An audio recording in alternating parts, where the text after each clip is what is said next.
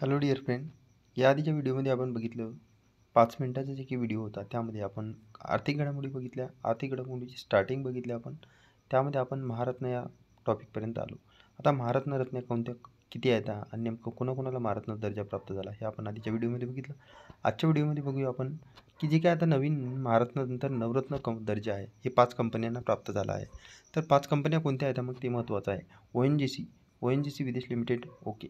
त्यानंतर जर बघितलं आपण विचार केला तर ते एक येते त्यामध्ये Rashtriya chemicals and fertilizers RCF, railway Vikas Nigam limited, IRCON international limited आणि राईट्स लिमिटेड.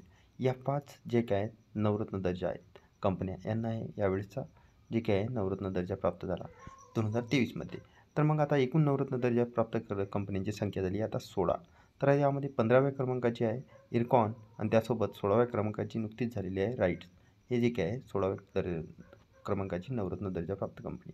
आता शॉर्टमध्ये हे खाली दिलेले आहेत 5 कंपन्या. त्यांचं नेमकं म्हणजे माहिती असणं आवश्यक असं वाटलं तर ते तुम्ही लक्षात ठेवू शकता. OVL जे की ONGC जे की आंतरराष्ट्रीय शाखा आहे आणि जवळपास काय आहे हे OVL हे भारतातील दुसरी सर्वात मोठी पेट्रोलियम कंपनी आहे. शॉर्टमध्ये लक्षात ठेवू शकता, गरज नाही पण तुम्ही वाचू शकता. तर RCF राष्ट्रीय केमिकल्स अँड फर्टिलायझर्स आहे. मुंबईमध्ये हेडक्वार्टर आहे याचं आणि त्यासोबत तिची स्थापना झाली 1978मध्ये. RVNL जी की 2003मध्ये स्थापना झाली आणि त्यानंतर राईट्स जे काही आहे आपल्या जे की स्थापनेचे तब्बल 50 वर्षावर प्रवेश करणारी आहे. राईट्स महत्त्वाची आहे जी की किती 16व्या क्रमांकाची नवरत्न दर्जाची कंपनी आहे. एक वाहतूक जी काही पायाभूत सुविधा सल्लागार कंपनी आहे. हे नवरत्न दर्जा आपण बघितल्या 5 कंपन्या. ओके. आता त्यांचे नाव तुम्ही फक्त लक्षात ठेवलं तरी चालेल, बाकी काही घेणं देणं. पण आता नवरत्न दर्जा नेमकं काय, कधीपासून दिला जातो? 1997 पासून दिला जातो. नवरत्न दर्जा पुढील निकष पूर्ण करावे लागतात. कोणते कोणते निकष आहेत? 4 निकष आहेत त्यामध्ये. कंपनी आधी मिनिरत्न असावी. मिनिरत्न असल्यावरच तिला नवरत्न दर्जा प्राप्त होईल आणि नवरत्न असल्यावर तिला महारत्न दर्जा प्राप्त होईल. ठीक आहे. तर आता मग दुसरा निकष आहे गेल्या 5 वर्षापैकी किंवा 3 वर्षामध्ये जी काही मेमोरंडम ऑफ अंडरस्टँडिंग सिस्टीम आहे तिच्यामध्ये ती उत्कृष्ट आणि अतिशय चांगली तिने रेटिंग करायला हवे, म्हणजे रेटिंग प्राप्त करायला हवे. ठीक आहे. म्हणजे चांगल्या प्रकारचे, म्हणजे किती 5 वर्षापैकी 3 वर्ष तरी चांगली रेटिंग केली पाहिजे तिने. तर त्या कंपनीच्या संचालक मंडळावर काय 4 स्वातंत्र्य संचालक असावे. ठीक आहे. आणि पुढील 6 जे काही आहे निवडलेल्या कामगिरीमध्ये निकषामध्ये तिने जे काही 60 आहेत त्या 60 पैकी म्हणजे जवळपास त्या 60पेक्षा जास्त अधिक गुण तिने या 6 निकषामध्ये प्राप्त करायला हवे. आता निकष आहे, निकष काही विचारू शकत नाही, विचारले जात नाही आपल्याला. फक्त ते टॉपवरचे जे काही आहेत महत्त्वाचे निकष आपल्याला 4 लक्षात ठेवणं आवश्यक आहे. बाकी तुम्ही वाचून घेऊ शकता. काय खर्च, निव्वळ नफा, त्यासोबत नफ्याने उलाढालीचे प्रमाण, प्रति शेअर जी काही प्राप्ती, आंतरक्षेत्रीय प्रगती, हे तर सगळ्यांना माहीत आहे. पण तेवढे हे काही आपल्याला विचारणं म्हणजे प्रश्नामध्ये हे आपल्याला विचारणं अवघडच आहे. आयोग विचारणार नाही. प्रश्नामध्ये 4 ऑप्शन विचारणार सरळ. बाकी टेन्शन घ्यायचंच नाही. नवरत्न दर्जा प्राप्त कंपन्या कोणत्या आहेत? मग आता हे आपल्याला लक्षात ठेवावं लागेल. नवरत्न दर्जा प्राप्त कंपन्या 16 आहेत. आता भारत इलेक्ट्रॉनिक्स लिमिटेड 1954 मध्ये स्थापना त्याची. काही लक्षणं हे ठेवलं तरी चालेल, पण लक्षात असू द्या की जे काही 16 येतात ते एकूण.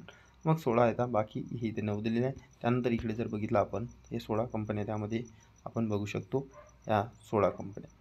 बाकी ठीक आहे. यामध्ये राष्ट्रीय इस्पात लिमिटेड, त्यासोबत शिपिंग कॉर्पोरेशन, रेल्वे विकास निगम, राष्ट्रीय केमिकल्स अँड फर्टिलायझर, ONGC विदेश लिमिटेड, इकॉम आणि त्या साईट्स आपण बघितलेल्या आहेत. ठीक आहे. आता सेकी आहे मिनिरत्न दर्जा प्राप्त करणारी काय आहे.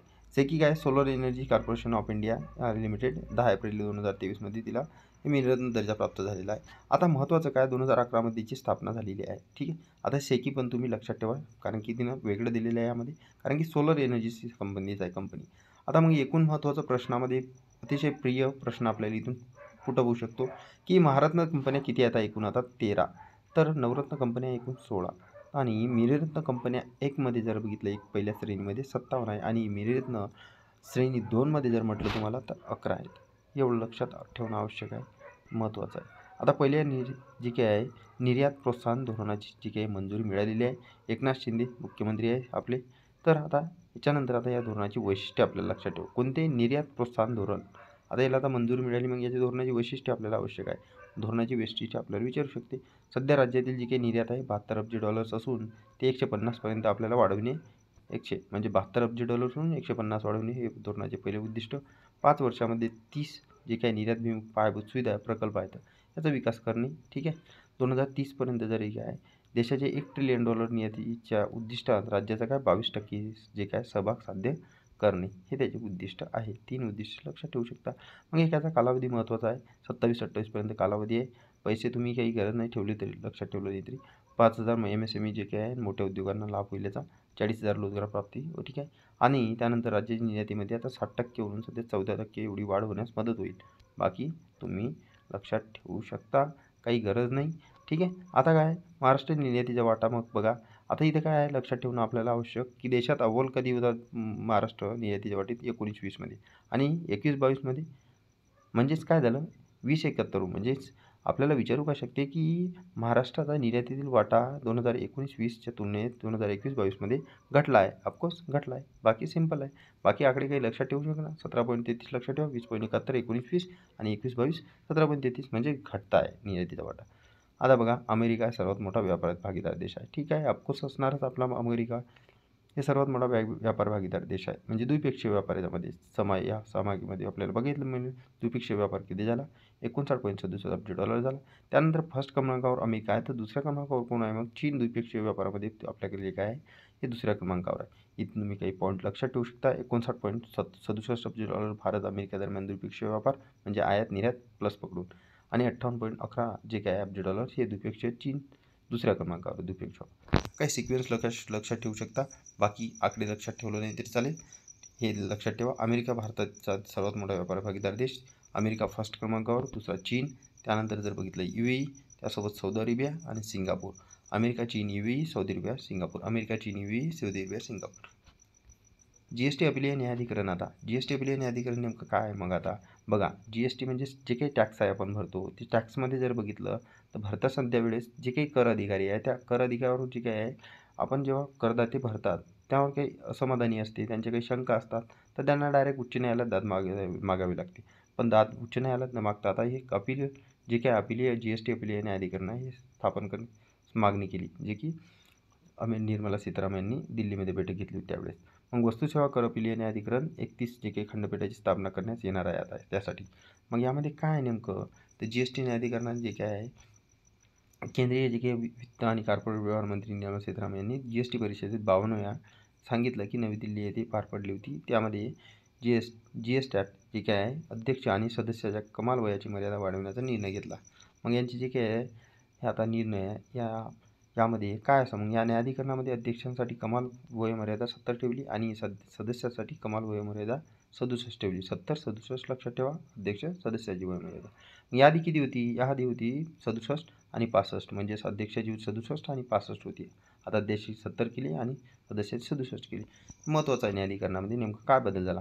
आणि नियुक्तीची जे काही किमान आहे ते यापूर्वी नियुक्तीचे किमान वय नमूद केलेले नव्हते पण यावेळेस केलेले आहे, जी की नियुक्ती आपण 50 वर्ष झाल्यावर त्या एखाद्या व्यक्तीची GST न्यायाधिकरणामध्ये आपण करू शकतो. ठीक आहे. आता बाकी GSTबद्दल तुम्हाला काही गरज नाही पण GST बद्दल का goods and service tax apply जे काय आहे अप्लाइड ट्रिब्युनल.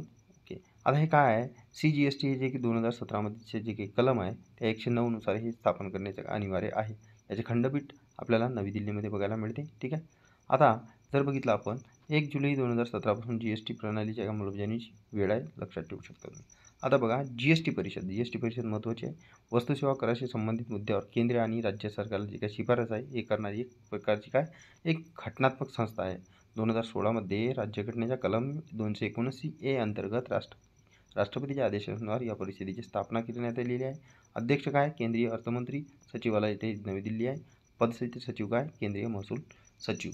तर हे शॉर्टमध्ये आपल्याला काही पॉईंट लक्षात ठेवणं आहे. बाकी काही वाचायची गरज पडणार नाही. एवढं पेज जे आहे आपण सिम्प्लिफाईड इयरबुक सिम्पलरित्या अशा व्हिडिओच्या माध्यमातून पूर्ण करण्याचा प्रयत्न करूया. काहीच टॉपिक सुटणार नाही आणि काहीच तुमचं मिस होणार नाही. फक्त आपल्यासोबत चला, आपल्या सिरीजसोबत चला. ठीक आहे. आता देशातील जे काही पहिले UPI ATM आता जी काही पेमेंट्स आणि कॉमर्स सोल्युशन आहे म्हणजे जेव्हा आपण ATM लागते आपल्याला ATMमध्ये गेल्यावर आपल्याला UPI थ्रू पैसे काढायचे. आता जे काही कॅशलेस जे काही सर्व काही व्यवहार आहेत तर आपल्याला डेबिट कार्ड आणि क्रेडिट कार्ड वापरायची गरज पडणार नाही. त्यासाठी जर बघितलं तर देशातील पहिले UPI ATM सुरू करण्यात आले आहे. नॅशनल पेमेंट कॉर्पोरेशन ऑफ इंडियाच्या सहकार्याने सुरू झालेले आहे. कोणी केलेले आहे मग NPCIने सहकार्याने सुरू केलेले आहे. तर काय आहे 2023 मध्ये 5 सप्टेंबर मुंबईमध्ये ग्लोबल फिनटेक फेस्टमध्ये सादरीकरण करण्यात आलेले आहे. मग आता UPI ATMचे जे काही कार्डलेस रोख पैसे काढण्याची सुविधा देते. मग आता यामध्ये मग हेल्प कोण? NPCI लक्षात ठेवा आणि एक जपान स्थित हिताची जी काही उपकंपनी आहे, ही हिताची पेमेंट कंपनी आहे सर्व्हिस सेस त्यामार्फत हे देशातील पहिली UPI ATM सुरू करण्यात आली. बस सिंपलरित्या एवढं लक्षात ठेवू शकता तुम्ही. बाकी आपण जे काही राहिलेले आर्थिक घडामोडी आहेत ते आपण नेक्स्ट व्हिडिओमध्ये बघूया. व्हिडिओ आपल्याला जास्त लेंदी ठेवायचाच नाही. Thanks for watching this video. जास्तीत जास्त मित्रांसोबत शेअर करा. जर फर्स्ट टाईम तुम्ही आपल्या यूट्यूब चॅनलला भेट देत असाल तर सबस्क्राईब करा, बेल आयकॉनला प्रेस करा जेणेकरून तुम्हाला नेक्स्ट व्हिडिओ अपलोड केल्यानंतर नोटिफिकेशन मिळेल.